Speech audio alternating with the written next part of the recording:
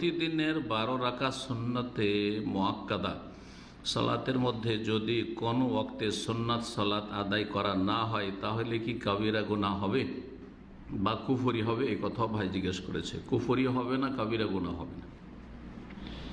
সুন্নাতে রাতেবা সূক্ষ্ম ভাষা হচ্ছে সুন্নাতে রাতেবা, সুন্নাতে মুআক্কাদা নয়।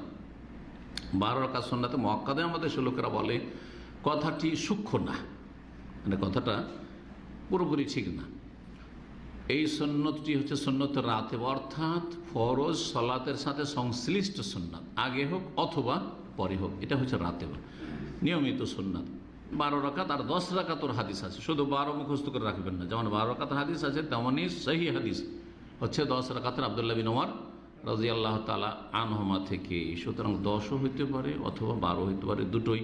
কখনো 10 পড়লেন, কখনো 12 পড়লেন। 12 তখন জোহরের আগে 4 আর জোহরের পরে 2, আর যখন আপনার 10 তখন জোহরের আগে 2 আর জোহরের ফরজের পরে 2, এইভাবে তাহলে 10 রাকাত হবে।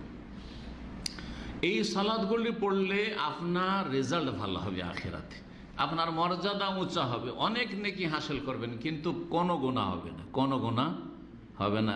একমাত্র দুটো, এর মধ্যে দুটো সুন্নাত আছে, সুন্নাত দুটোকে মুআক্কাদা বলবেন। একটি হচ্ছে ফজরের 2 রাকাত সুন্নাত।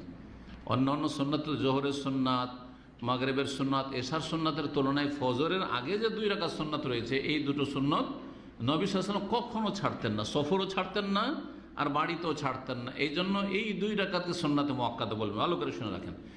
আর সুন্নাতে মুআক্কাদা বলবেন বেতরকে। বেতর ওয়াজিব নয়, হানাফি মাযহাবে ওয়াজিব বলে থাকে, কিন্তু ওয়াজিব নয়। ওয়াজিব মানে ফরজ হয়ে যায়, কিন্তু ওয়াজিব নয়।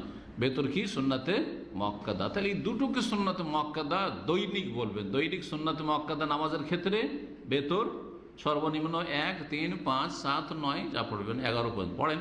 জি, 13ও পড়তে পারেন। কি এটা?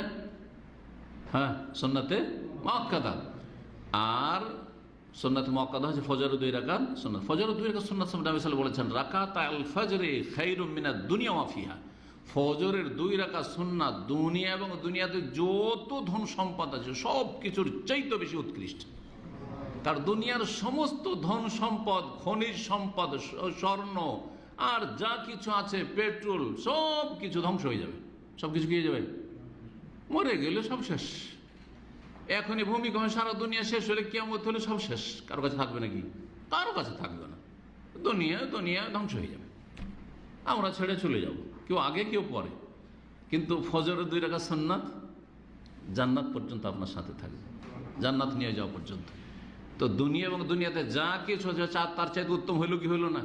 জি, অবশ্যই। জি, ছোট মনে করবেন না ফজরের 2 রাকাত সুন্নাত, বা যে কোনো নেক আমলকে ক্ষুদ্র মনে করবেন। কারণ নেক আমল আপনার দুনিয়াতেও কাজ দিবেন, আখিরাতেও কাজ দিবেন। পক্ষান্তরে দুনিয়া না, এই পয়সা, এই ক্ষণিকের কিছু কাজ দিচ্ছে, কোনো সময় কাজই দেয় না।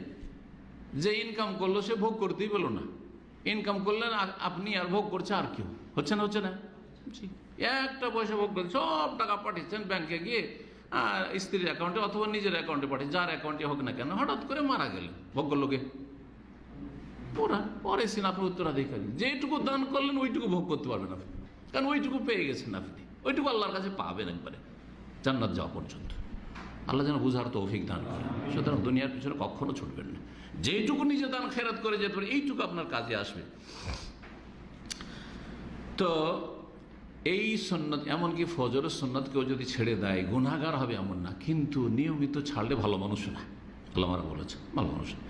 এইরকমই বেতর যদি কেউ ছেড়ে দেয় তাহলে বড় গুনাহগার হবে এমন কিছু না, কিন্তু সে ভালো মানুষ নয় যদি নিয়মিত ছাড়ে। কিন্তু কখনো ছুটে যায় গুনাহগার হবে না ইনশাআল্লাহ। ইচ্ছা করে ছাড়বেন না। বেতর আল্লাহর কাছে অত্যন্ত প্রিয়। ইন্নাল্লাহ বিতরুন, আল্লাহ বেজোড়, ইউহিব্বুল বিতরা। এই জন্য বেজোড়কে আল্লাহ, বেতরকে ভালোবাসেন। আপনি কেন ভালোবাসবেন না? ছাড়বেন না। কিন্তু যদি ছুটে যায় বা কখনো ছেড়েও দেয়, তো এমন গুনাহগার হয়ে যাবে, নেকি কমে গেল, ব্যালেন্স কমে গেল। কে ব্যালেন্স কমাইতে চান? টাকার তো ব্যালেন্স কেউ কমাইতে চান না। জি, ওভার টাইম পেলে ইদার ফার সব বাদ দিবেন আপনি, খাওয়া দাওয়া সব বাদ। ওভার টাইম চলছে, জি, সারাদিন কোনো খাওয়া দাওয়া নেই। জি, আল্লাহ যেন বোঝার তৌফিক দান করেন।